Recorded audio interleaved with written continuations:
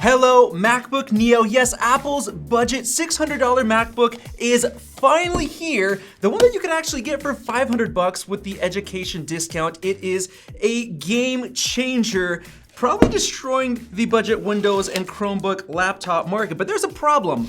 A lot of people are saying that this MacBook is very slow because yes, it comes with an iPhone chip, the A18 Pro. So what we're gonna do in this video is find out, is the MacBook Neo faster and more capable than you think? This is the most rounded corner MacBook I have ever felt. It's almost sort of bubbly. The first thing I'm gonna do is actually take off the lid and see what's inside. All right, lid is off and whoa, look at this, guys. Are these massive speakers? Apple said they put stereo speakers, 2 on both sides with a really cool grill. We have the trackpad assembly here. We got 2 batteries, and believe it or not, the entire computer is right here. The entire motherboard, logic board, all in one little strip. That's insane. Only Apple can do this. But you know what? I want to hear how these speakers sound, so let's do a speaker test. Holy smokes, guys.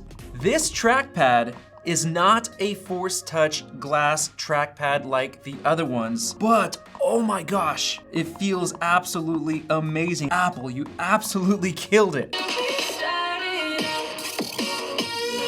Wow, guys. I'm very surprised. The bass and mids are very, very strong. It actually sounds really, really good. Let me just take a quick listen on the M4 MacBook Air. No way, guys. The new MacBook Neo has better bass. Can you guys hear that difference? It sounds awesome. And here's the webcam and the microphone on the MacBook Neo. It's still 1080p, so to me, the quality looks really good with the ISP, really good overall colors, contrast. And now let's dig into some of the performance specs to see how, let's say for example, the storage is. This right here is a 512 gig model. It's $100 more expensive. It comes with Touch ID, which is very convenient for doing things like Apple Pay and logging in, whatever else. Ooh. That's some pretty terrible SSD speeds, guys. This speed actually reminds me of the M2 MacBook Air where Apple screwed up and got rid of one of the NAND chips, which basically made the speed almost twice as slow. This has essentially the same speed. But now before I dig more into the performance and multitasking, I want to talk about this display because this display is great. For a budget MacBook as cheap as this, I mean $500 with a student discount, we have 500 nits, which is exactly the same as Apple's M5 MacBook Air, and that means it's basically gonna kill a lot of the budget Windows laptops. I mean, this feels super nice and bright, and I love what Apple did with everything down here. I love these nice, very light pink keys. The keys feel amazing. I mean, this is the same Magic Keyboard as you get on the more expensive MacBooks. Now, to me, the biggest downside is actually the port selection because on the left side, you can see that we do not have MagSafe 3, which I love. On the MacBook Air and MacBook Pro, it is awesome. We just have 2 USB-C ports, so you gotta use one of them to charge. Now, the problem is that they are not the same speed. One of them is slow with old USB 2 Lightning speeds. The problem is you don't know which one it is. So let's go ahead and test it out. I got an SSD right here. So let's plug in to this first top port and test out the speed. Here we go. We have 822 for the read and 889 for the write. That's about what this SSD is capable of. So it looks like the port near the top is the fast port. All right, we're now in the second port. Look at this, guys. I just got a notification, use other port for faster connection. That is very cool that they are doing that. That way you know, oh crap, I plugged it into the wrong port. 38 for the read, 41 for the write. It's essentially unusable for any kind of storage. Now, one of the really cool decisions that Apple did is that they put the headphone jack right here towards the bottom of the MacBook Neo. And the cool thing is that if you have some headphones, and because they moved it down, you get about a few extra inches of cable so it won't kind of be snagging if you have a really short cable and it won't get in the way of your other cables. However, there is another downside, and that is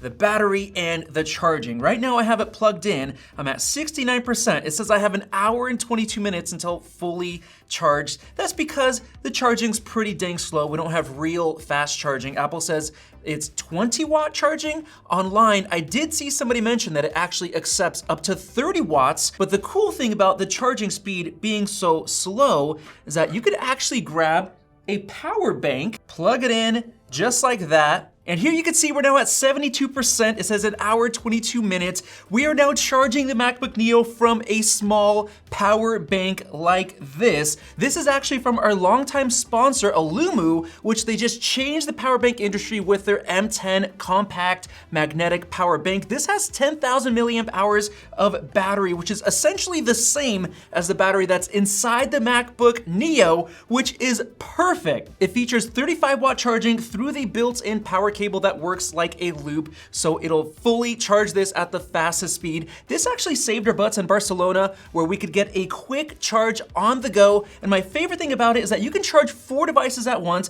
like an iPhone via MagSafe, another device with a built-in USB-C cable, an Apple Watch, and another device using the USB-C port. This type of functionality honestly makes this battery bank my go-to from now on for travel and everyday carry at home and the office, since their Geo9 Infinite Dual Max stand works seamlessly with the M10, letting you charge your Apple Watch and iPhone at the same time in standby mode. And it also recharges quickly with 35-watt max charging, so you can throw it in the bag, take it on the go for your MacBook Neo, and not be tied to the wall. This is probably my new favorite battery bank, and you can check it out using the links in the video description and pinned comment below. Now, jumping right into performance, we have Geekbench 6 opened up right here. You can see in the device info, we have the A18 Pro, the iPhone chip. Let's do the CPU benchmark. And here we go. Take a look at this. This is actually faster than Apple's legendary M1 MacBook Air, which a lot of people said was fast enough, but now that we have an iPhone chip, they're complaining. The cool thing though is for a lot of the people that are gonna be buying this MacBook,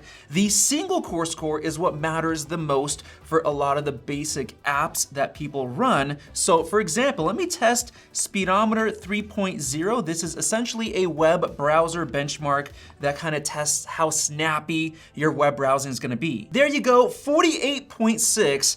Believe it or not, but this web browsing score is faster than most of the Windows laptops that we have now. Even the new Panther Lakes are not as fast as this. That's what matters for snappiness. For example, one of the tests that we usually run is web design within an app called Figma. This is a project provided to us by 500 Designs, one of the best design and marketing agencies in the US. What we usually do is we'll export 12 of these layers and see how fast it takes. There you go. It just finished 1 minute and 58 seconds. I just checked back and it looks like this MacBook Neo beat the score of the M1 MacBook Air. That took 2 minutes and 4 seconds. Also, the M4 MacBook Air took 1 minute 30, so it's not too far off. And in terms of smoothness, we can also just zoom in.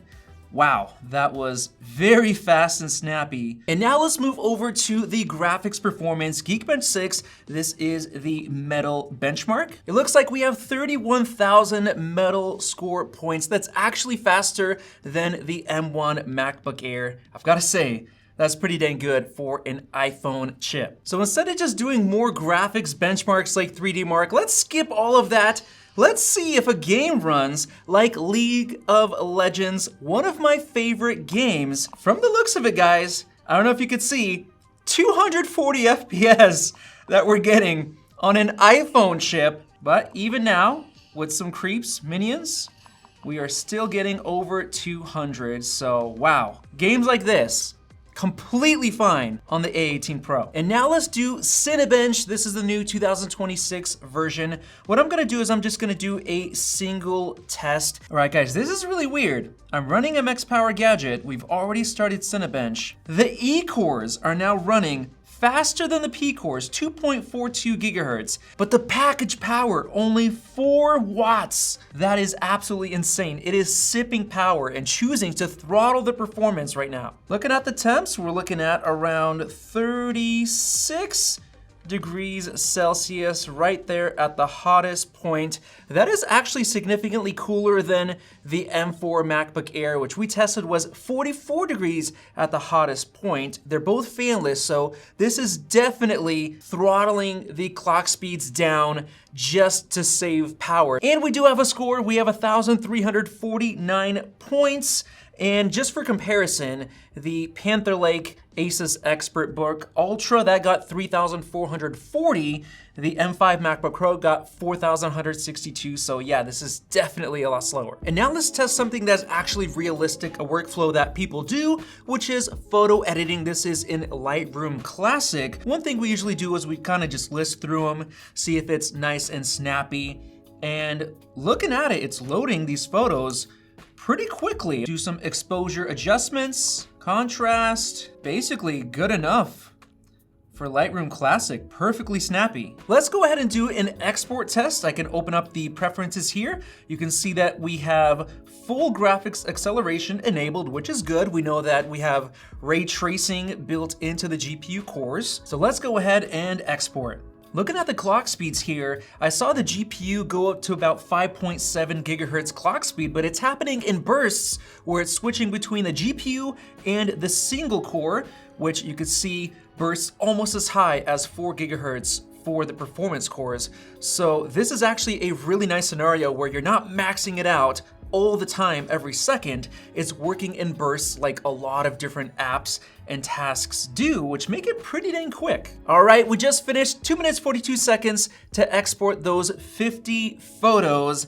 That is actually, let's see, just a little bit slower than the M1 Air. That took 2 minutes 32. So definitely not quite as good, but it's just right there. You can see that the M4 MacBook Air is under a minute because they have obviously faster cores, more of them. But based on what I'm seeing here, this is just good enough for photo editing, like some small projects here and there. It'll definitely pass at being fast enough, especially with it being nice and snappy to make all your adjustments. So not bad, it can do photo editing. And now let's see if the budget MacBook Neo can also do some high quality 4K video editing. Right here, I have a 5-minute project with some HEVC footage. I've also applied a couple of LUTs. I added some 4K film grain, and playing it back, you can see I have it set to best quality, and we are getting full 24 FPS. So it's running it completely fine.